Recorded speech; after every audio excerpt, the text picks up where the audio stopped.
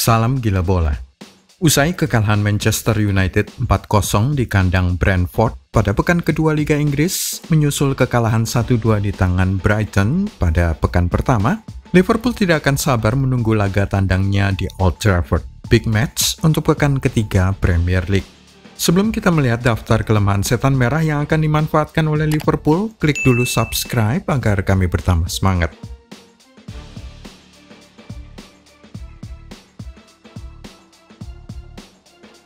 Yang pertama, tinggi badan bek Lisandro Martinez.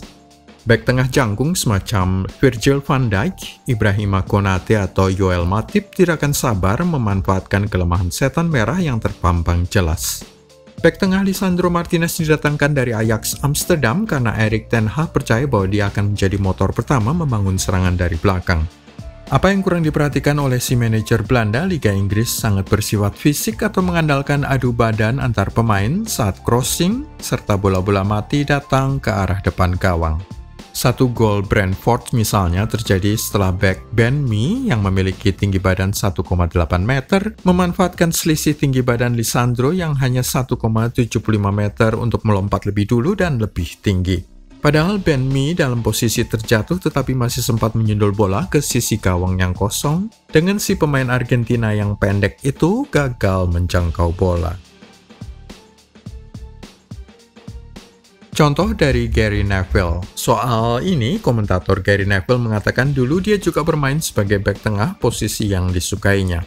Sir Alex Ferguson selaku pelatih Manchester United mencoba menuruti keinginan Gary Neville yang memiliki tinggi badan 180 cm untuk mengisi posisi bek tengah itu selama 3 atau 4 tahun.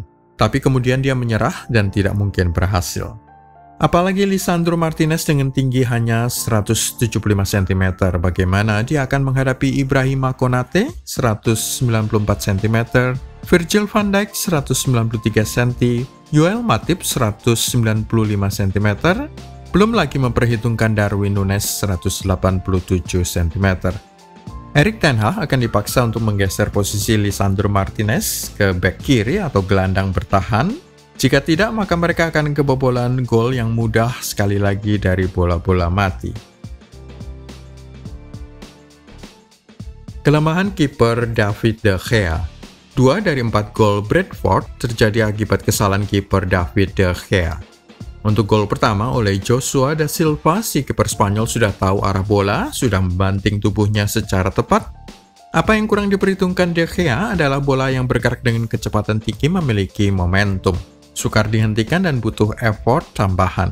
Bola melejit di bawah tangan De Gea. Gaya perayaan Josh da Silva mengangkat kedua bahunya membuktikan bahwa dia juga tidak berharap sepakannya berubah menjadi gol. Sementara itu gol Matthias Jensen, gol kedua Brentford, berasal dari sikap buru-buru De Gea yang berada di bawah tekanan dua pemain depan The Beast. Dia kemudian tergesa-gesa mengirim umpan ke arah Christian Eriksen yang ditempel ketat oleh Jensen guna mencuri bola dari rekan senegaranya tersebut.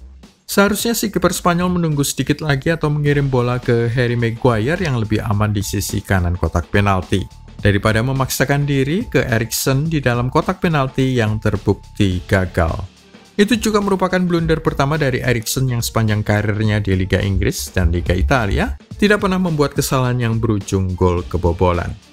Liverpool akan mengulangi tekanan terhadap David De Gea untuk memaksanya melakukan kesalahan satu kali lagi.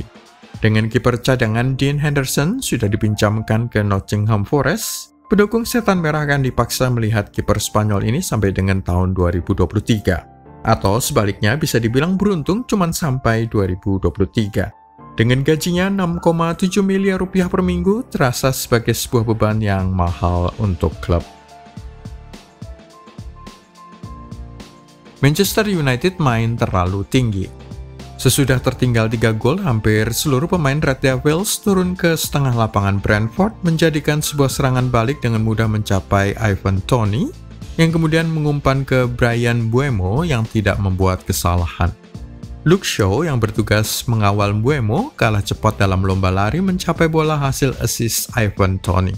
Gol keempat tidak terhindarkan setelah semua pemain outfield berkumpul di setengah lapangan Brentford untuk mencari gol balasan.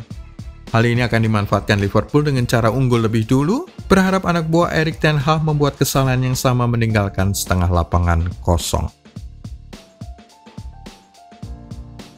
Rahasia Brighton dan Brentford. Manajer Brentford, Thomas Frank, mengakui mereka memang menargetkan Lisandro Martinez sebagai titik lemah di pertahanan Manchester United. Mencoba memenangkan bola dalam duel-duel udara melawan Lisandro atau bola kedua yang muntah darinya. Tetapi rahasia yang lebih besar daripada itu adalah Thomas Frank bersama stafnya menonton ulang laga Brighton di Old Trafford pada pekan pertama Liga Inggris. Brighton biasanya membangun serangan secara perlahan dari kiper di belakang, namun dalam laga di kandang Setan Merah, mereka membangun serangan jauh ke depan, bola-bola panjang, sesuatu yang di luar kebiasaan Brighton. Thomas Frank kemudian memerintahkan anak buahnya di Brentford menirukan taktik serupa seperti yang terlihat dari gol keempat oleh Bryan Mbeumo.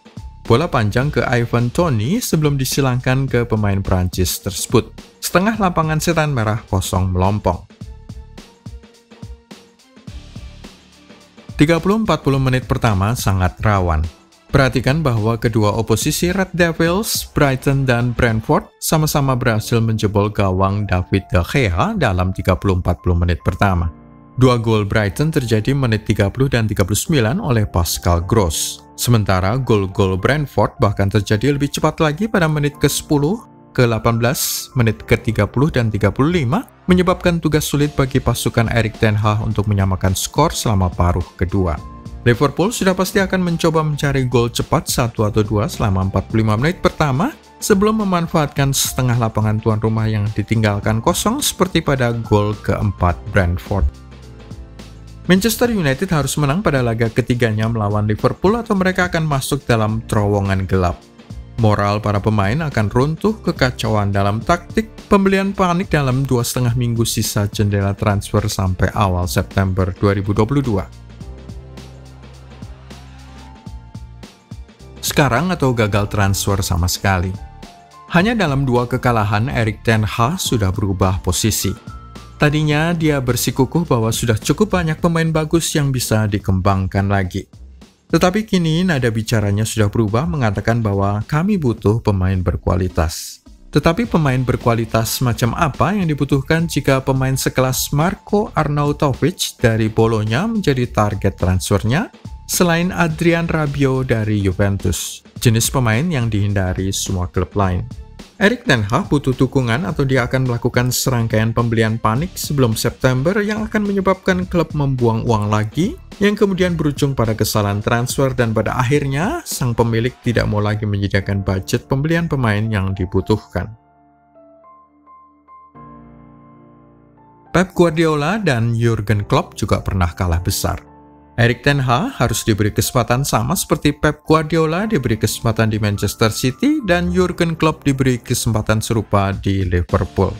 Kedua manajer itu juga pernah mengalami kekalahan besar pada musim pertamanya di Liga Inggris. Guardiola misalnya pernah kalah 4-2 di kandang Leicester City pada Desember 2016 musim pertamanya di Etihad. Kalah lagi dengan skor 4-0 di Everton pada Januari 2017. Jurgen Klopp mengambil alih Liverpool pada 8 Oktober 2015 dan kemudian menderita kekalahan 3-0 di kandang Watford pada Desember 2015. Kekalahan 2-0 di kandang Newcastle beberapa pekan sebelumnya, dan kebobolan 4 gol Norwich City pada kemenangan 4-5 pada Januari 2016, dan juga kebobolan 3 gol Arsenal pada bulan yang sama.